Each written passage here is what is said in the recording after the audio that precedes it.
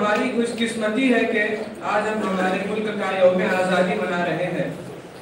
آزادی ایک بہت بڑی نعمت ہے۔ اس نعمت کا صحیح اندازہ انہی کو ہو سکتا ہے جو کبھی غلام رہ چکے ہوں یا آزادی کی زندگی کو کھو چکے ہوں۔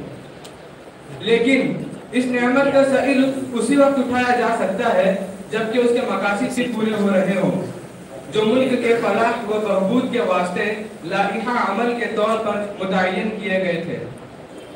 اگر کہیں پر ایسا ہو رہا ہو کہ آزادی کے اغراض و مقاصد کو پس پشت ڈال کر یوم آزادی کا دن منایا جا رہا ہو اور اس کی آمد پر خوشی و مسرت کا اہتمام کیا جا رہا ہو تو ہم بجا طور پر یہ کہہ سکتے ہیں اور یہ کہیں گے کہ یہ خوشی ادھوری اور یہ مسرت ناتمام ہے۔ محترم حضرات، بحیثیت مسلمان یوم آزادی ہمارے نزدیک دو پہلوؤں کا حامل ہے۔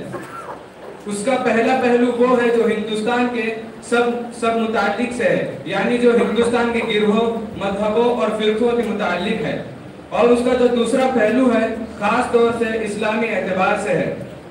آج 15 اگست یعنی یوم آزادی کے موقع پر بہتر ہے کہ ہم اس کے دونوں رخوں اور دونوں پہلوؤں کو اجاگر کریں اور اس کے متعلق گفتگو کی جائے۔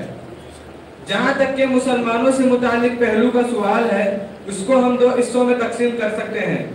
اول یہ کہ اسلام میں آزادی کا کیا مقام ہے، دوم یہ کہ ہندوستان کے مسلمانوں نے ہندوستان کی آزادی کی جدوجہد میں کیا حصہ لیا، اس کے لیے کیا کیا قربانیاں دی ہیں۔ ہندوستان کا جو عام پہلو ہے جو سب سے متعلق ہے وہ یہ ہے کہ آزادی کے اغراض و مقاصد پورے ہو رہے ہیں یا نہیں۔ اسلام میں آزادی کا کیا مقام ہے؟ اسلام آزادی کی زندگی کو غلامی پر کس طرح ترجیح دیتا ہے؟ اس کی معلومات جاننے کے لیے فقہ کی کتابوں کا مطالعہ کرنا ضروری ہے، جس کے اندر اس موضوع سے متعلق مستقل ابواب قائم کیے گئے ہیں۔ لیکن آج میں ان سب باتوں کا احاطہ نہیں کر سکتا، بس مختصراً اور اجمالی طور سے آپ کو یہ بتانے کی کوشش کروں گا کہ اسلام میں آزادی کو کیا درجہ حاصل ہے۔ ویسے تو اسلام کے نزدیک ہر انسان اصلاً آزاد ہے۔ اسلام ہر انسان کو آزاد تسلیم دیتا ہے، کیونکہ حضرت آدم علیہ السلام اور حضرت حوا علیہ السلام جن کے ذریعے یہ سب نسلیں وجود میں آئی ہیں وہ آزاد پیدا ہوئے تھے۔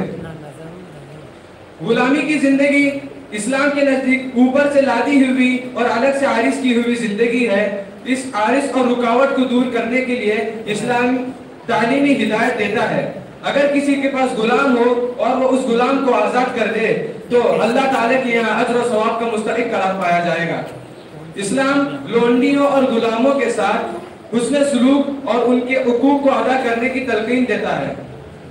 اسلام کا دوسرا پہلو اسلام میں اس قدر جاندار ہے کہ اگر کوئی ہنسی یا مذاق میں بھی اپنے غلام کو آزاد کر دے تو اس کے مذاق کو حقیقت پر محمول کیا جائے گا اور اس غلام کو آزاد کر دیا جائے گا۔ اسی طرح اگر کوئی شراب کی ترنگ میں آ کر اپنے غلام کو آزاد کر دے تو اس غلام کو بھی آزاد کر دیا جائے گا۔ رسول خدا صلی اللہ علیہ وسلم نے ایک حدیث میں ارشاد فرمایا، 3 باتیں ایسی ہیں جن کی حقیقت تو حقیقت ہے ہی، لیکن اس کے مذاق کو بھی حقیقت پر محمول کیا جائے گا۔ ان میں سے غلام کو آزاد کرنا بھی شمار ہے۔ اسلام غلامی کی زندگی گزارنے والے کو کس طرح آزادی کی نعمت سے نوازتا ہے، اسلام نے آزادی کی نعمت پر کس قدر اہمیت رکھی ہے، اس کے جاننے کے لیے اسلامی تعلیمات کا بغور مطالعہ کرنے کی ضرورت ہے۔ آزادی کا خاص پہلو یہ ہے کہ ہندوستان کو غلامانہ زندگی سے چھڑوا کر آزادی کی نعمت پر نوازنے سے مسلمانوں کا کیا رول ہے، مسلمانوں نے کیا کیا کارنامے درج دیے ہیں۔ ہم بلا جھجک یہ بات کہہ سکتے ہیں کہ مسلمانوں نے ہندوستان کی آزادی کے لیے تن من دھن کی بازیاں لگائی ہیں، آزادی کے خاطر جان پر کھیل گئے، جیلوں کی ہوا کھائی، پھانسی کے پھندے پر چڑھ گئے۔ تاریخ کے صفحات پر ایک سنہرا عنوان اسیر مالٹا حضرت شیخ الہند رحمت اللہ علیہ کے ریشمی رومال، حضرت مولانا احمد مدنی رحمت اللہ علیہ، حضرت مولانا عبید اللہ سندھی رحمت اللہ علیہ، حضرت مولانا محمد جوہر علی رحمت اللہ علیہ، ابوالکلام آزاد رحمت اللہ علیہ، یہ آزاد ہند کے چمکتے ستارے ہیں، چمکتے ستارے تھے اور چمکتے ستارے ہی رہیں گے۔ گلستان ہند کے پتے پتے پر مسلمانوں کے کارنامے درج ہیں۔ اس قوم کو شمشیر کی حاجت نہیں رہتی، اس قوم کو شمشیر کی حاجت نہیں رکھتی، وہ جس کے صورتیں کھلی فولاد۔ इसी बात पर मैं अपनी तकरीर को ख़त्म करता हूँ। वाखिर दावाना अनिल हम्दुलिल्लाहि रब्बिल आलमीन।